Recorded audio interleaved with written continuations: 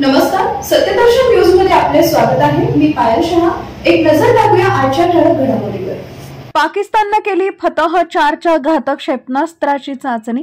भारताच्या ऑपरेशन सिंदूर नंतर पाकिस्तानने भारतीय ब्रह्मोस सारखे क्षेपणास्त्र विकसित केल्याचा दावा केला आहे। पाकिस्तानी लष्कराने घोषणा केली की त्यांनी फतह-4च्या लांब पल्ल्याच्या क्रूझ क्षेपणास्त्राची यशस्वी चाचणी केली आहे। ब्रह्मोस क्षेपणास्त्राची बरोबरी करण्यासाठी पाकिस्तानने हे फतह-4 मिसाईल तयार केल्याचं बोललं जात आहे। फतह-4ची यशस्वी चाचणी झाल्याचं पाकिस्तानने सांगितलंय, मात्र पाकिस्तानी लष्कराने प्रक्षेपण स्थळ गुपित ठेवलंय आणि ते जाहीर केलं नाहीये।